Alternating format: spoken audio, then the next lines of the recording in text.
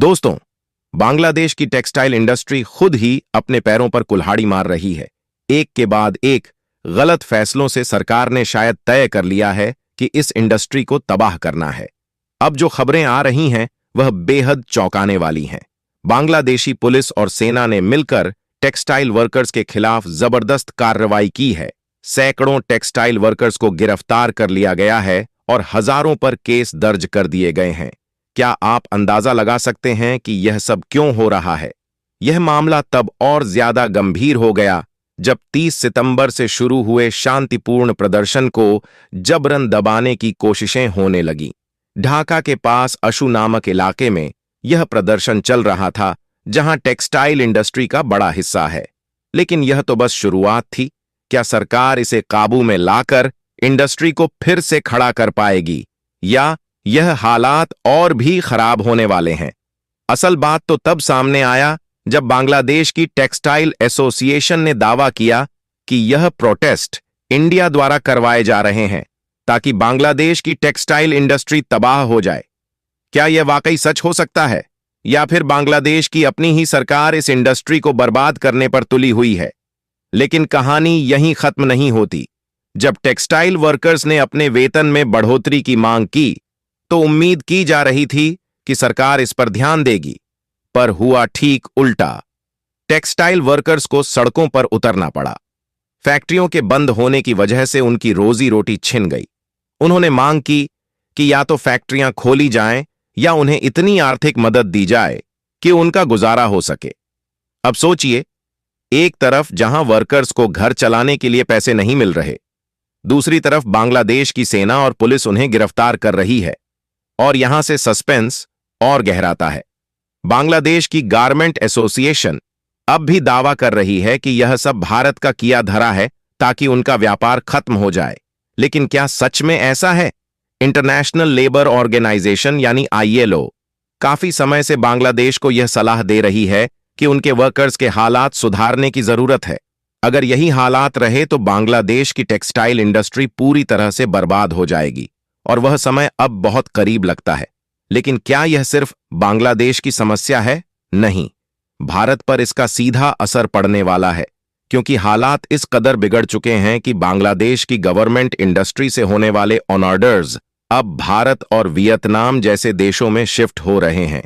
तिरुपुर, जो तमिलनाडु का एक छोटा सा शहर है, वहां पिछले 2 हफ्तों में 450 करोड़ रुपए के एक्सपोर्ट ऑन ऑर्डर्स मिले हैं, और यह सिलसिला रुकने वाला नहीं ले रहा है। अब सवाल उठता है, भारत का क्या फायदा? और यकीन मानिए, यह फायदा इतना बड़ा है कि आप चौंक जाएंगे। जब बांग्लादेश की टेक्सटाइल इंडस्ट्री पर संकट के बादल छा रहे हैं, भारत को इस स्थिति से अप्रत्याशित फायदा मिल रहा है। जैसे जैसे बांग्लादेश में वर्कर्स के प्रदर्शन और फैक्ट्री बंद होने की खबरें सामने आ रही हैं, बड़ी बड़ी अंतर्राष्ट्रीय कंपनियां अब बांग्लादेश की बजाय भारत की ओर रुख कर रही हैं। पहला फायदा, बड़े एक्सपोर्ट ऑर्डर्स भारत को मिल रहे हैं।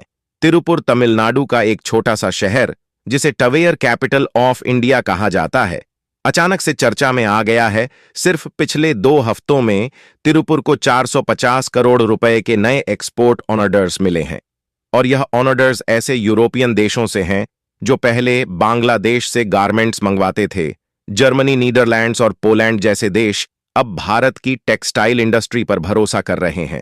दूसरा फायदा, नोएडा, जो मैन्युफैक्चरिंग का एक बड़ा हब है, वहां भी भारी ऑर्डर्स की बाढ़ आई है। यहां तक कि जाने माने अंतर्राष्ट्रीय ब्रांड्स जैसे जारा भी अब बांग्लादेश से हटकर भारत में ऑर्डर्स प्लेस कर रहे हैं। सोचिए, यह बदलाव बांग्लादेश के लिए कितना घातक और भारत के लिए कितना फायदेमंद साबित हो सकता है। तीसरा बड़ा फायदा, भारत की ग्लोबल पोजीशनिंग।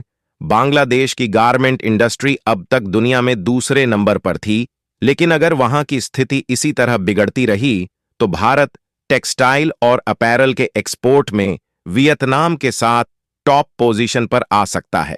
इसके साथ ही बांग्लादेश की टेक्सटाइल इंडस्ट्री पर निर्भर विदेशी निवेशक और खरीदार अब भारत में निवेश करने और यहां से गारमेंट्स मंगाने में दिलचस्पी दिखा रहे हैं, और इसका असर सिर्फ एक सेक्टर तक सीमित नहीं है। बड़ी संख्या में रोजगार के नए अवसर खुल रहे हैं।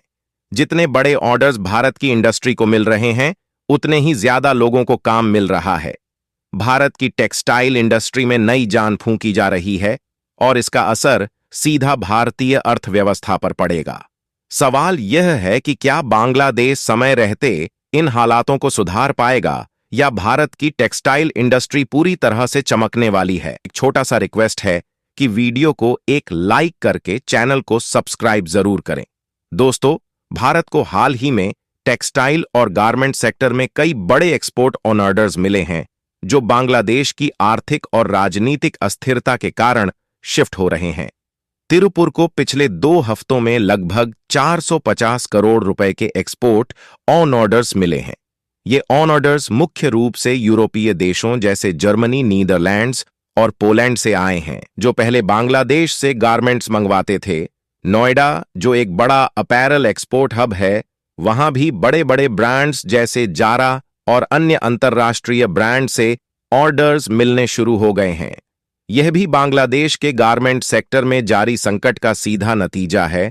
भारत के अन्य गारमेंट और टेक्सटाइल क्लस्टर्स जैसे बेंगलुरु, मुंबई और सूरत में भी बांग्लादेश से शिफ्ट हो रहे भारत के विभिन्न टेक्सटाइल हब को लगातार बड़े अंतर्राष्ट्रीय ऑर्डर्स मिल रहे हैं।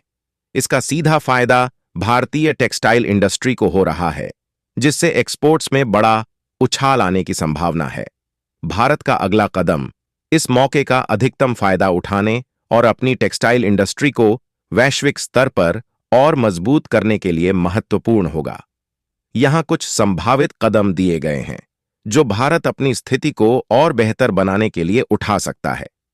भारत को अपने टेक्सटाइल हब्स तिरुपुर, नोएडा, सूरत, बेंगलुरु और मुंबई में इंफ्रास्ट्रक्चर को और मजबूत करना चाहिए। फैक्ट्रियों का आधुनिकीकरण, मशीनरी अपग्रेडेशन और उत्पादन क्षमता बढ़ाने के लिए टेक्नोलॉजी का उपयोग भारत को तेजी से ऑर्डर्स पूरा करने में सक्षम बनाएगा। इसके साथ ही वित्तीय और तकनीकी सहायता देने से छोटे और मध्यम टेक्सटाइल उद्यमों को भी फायदा होगा। भारत को अंतर्राष्ट्रीय स्तर पर अपनी गारमेंट और टेक्सटाइल इंडस्ट्री को और बेहतर तरीके से ब्रांड करना चाहिए। यह सही समय है कि मेड इन इंडिया ब्रांडिंग को प्रमुखता दी जाए, ताकि विदेशी खरीदारों में यह भरोसा पैदा हो कि भारत उच्च गुणवत्ता वाले उत्पाद समय पर डिलीवर कर सकता है। इसके अलावा वियतनाम और अन्य प्रतिस्पर्धी देशों से टक्कर लेने के लिए भारत को अपने एक्सपोर्ट सेक्टर को वैश्विक प्लेटफॉर्म्स पर प्रमोट करना होगा। टेक्सटाइल इंडस्ट्री में ऑन ऑर्डर्स की बढ़ती संख्या को संभालने के लिए भारत को स्किल्ड लेबर की जरूरत होगी। सरकार को टेक्सटाइल और गारमेंट सेक्टर में स्किल डेवलपमेंट प्रोग्राम्स शुरू करने चाहिए, जिससे ज्यादा से ज्यादा लोगों को रोजगार मिल सके।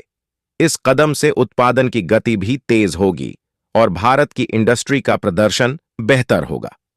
भारत को तेजी से उभरते वैश्विक बाजारों के साथ नए व्यापारिक समझौते करने चाहिए, ताकि वह अपने एक्सपोर्ट्स को और बढ़ा सके। यूरोपीय संघ, अमेरिका और अन्य देशों के साथ फ्री ट्रेड एग्रीमेंट्स FTA एक बड़ा कदम होगा। इससे भारत के टेक्सटाइल उत्पादों को नए बाजारों तक पहुंचने का फायदा मिलेगा। ऑन ऑर्डर्स तेजी से और समय पर डिलीवर हो सके, इसके लिए भारत को अपने लॉजिस्टिक्स नेटवर्क और सप्लाई चेन को मजबूत करना चाहिए।